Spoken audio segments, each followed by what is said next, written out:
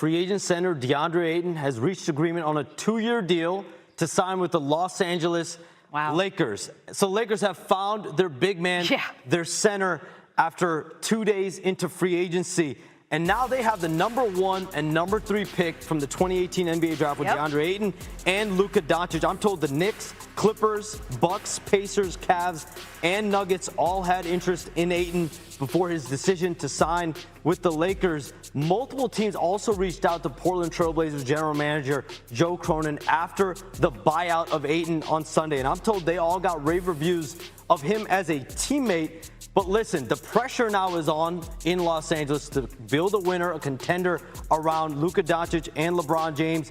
They've needed a center. Rob Pelinka, their president of basketball operations, he's spoken since the end of last season. We need to find a starting center, someone that can serve as a lob threat for Luka Doncic. 2 days into free agency, Rob Pelinka, DeAndre Ayton's agents, reached an agreement on a 2-year deal with a player option for the big man to be in LA. Bit of an injury-plagued season for Ayton last year in Portland. He was limited to just 40 games, but he did shoot 56% from the field in the games that he played. Now, El Duncan back with you on SportsCenter with more on our breaking news just this hour. Shams Charania reporting that former #1 overall pick DeAndre Ayton cleared waivers and agreed to a deal with the Lakers. 2 years with a player option. He negotiated a buyout with the Blazers because he said he wanted to play for a winner, and there was apparently some stiff competition to get him. But alas, he's in Hollywood. And here's what a potential lineup could look like for the Lakers with Ayton sliding into that starting center role.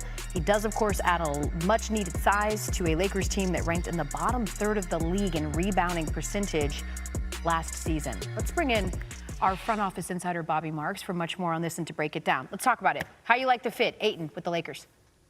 Yeah, I mean, considering where they were about 10 hours ago, it's certainly an improvement here. I mean, we had Jared Vanderbilt as their starting center, and no offense to Jared Vanderbilt, but he's better served coming off the bench. Ayton was the best available center that was left in the free agent market, certainly coming off that buyout here. I think 82% of his shots, or field goal percentage at the rim last year. I think the one concern for me, El, is not really a paint presence as far as blocking shots, less than 1 last year in Portland here, but certainly fills a need, something the Lakers needed. There's still some work to do, especially for that bench. They need some perimeter shooting, but it's a good start for an offseason that started off a little bit slow here.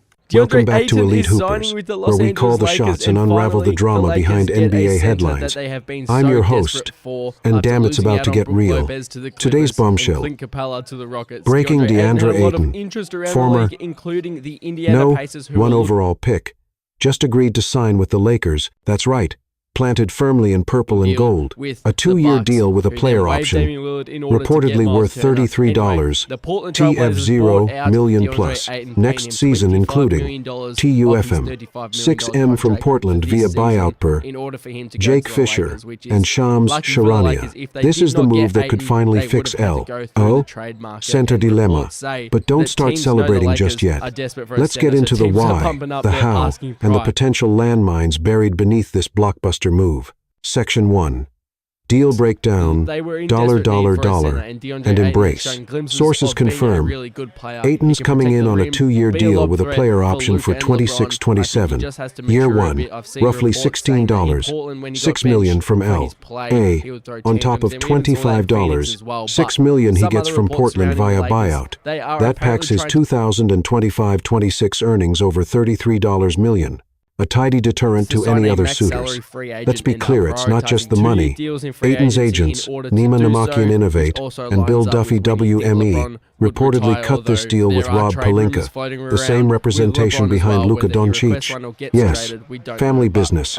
So what does Ayton bring beyond his paycheck? Let's talk on-court impact. Section 2. The numbers don't lie. Production matters. Loaning through Ayton's career, he's almost a walking double-double. Sir Lou, 4 points, 10, 5 rebounds per game. On 59% shooting across 7 seasons, he's the first player since Dwight Howard to average double-doubles in his first 7 seasons. And get this, he's the only player ever to average 15-plus points while shooting 60% plus in the postseason. That's not just stats, that's efficiency under fire. But caveat, he's been inconsistent, missed 40 games in Portland last season due to a calf strain. He's averaged just 14.4 ppg, with career low 66, 7% FT. Still, across Phoenix, Portland, he shot 56, Bafanjio, Shawu, 7 PPG, and 10, 7 RPG. So why did Portland walk away? And why is this risky for L? A. Let's dive into the baggage. Section 3.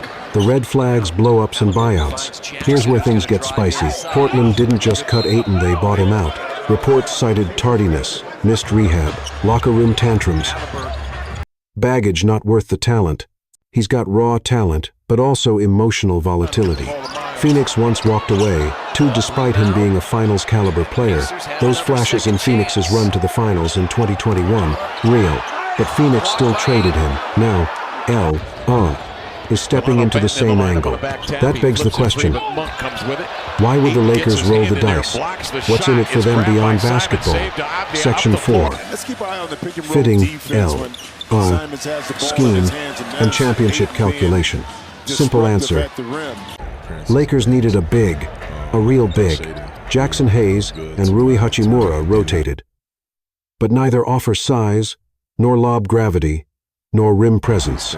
Ayton, he brings all that. He cleans boards, sets lobs, and spaces the floor with mid-range touch. With 7'6" wingspan and 9'3" standing reach. Imagine him anchoring L. A. His defense. Pair him with Doncic's playmaking and LeBron's gravity. This lineup just got functional and physical. But this being the Lakers' offseason, nothing is ever simple. Let's check the financial fallout and roster dominoes. Section 5. Welcome back to the court. We got action. Salary saga and roster risk. Here's the rub. Lakers were hard capped at $195. $9 million. Ayton's deal eats non-taxpayer mid-level money, leaving about $8 million in wiggle room. That money used up Jake LaRavia's signing, leaving minimal cap flexibility. That means no luxury spending and no major additional upgrades. Sure, they still have player option from Ayton and expiring salary to trade, but this is a tight setup. If Ayton flops or fractures fixing this mess mid-season gets expensive, but if he drives the playoffs deep, then this is a genius gamble. So, are we looking at savvy gamble or ticking time bomb? Let's cut to the chase. Section 6. High risk, high reward. What it means. Here it is. High risk, high reward. If Ayton shows up in October motivated, focused, hungry, he's a bargain. Perhaps the highest upside center available for the roster constraints. L. A. Didn't have the chips to buy a superstar big elsewhere. This was their only real shot. If he's the Ayton of April 2024 bruising, efficient, committed Lakers may be back in finals convo. But if he brings Portland-era apathy, the roster gets mismatched. Luka and LeBron get squeezed. And L. A. His window starts to slam shut. Finally, let's ask the ultimate question. Are Lakers contenders now? Section 7. Are they champions? So, legit contenders. Luka 28, Archibald, Sushitsi 8 per last season. LeBron at 40 still posted 24, Rushitsi, Archibald 2, earning all NBA honors.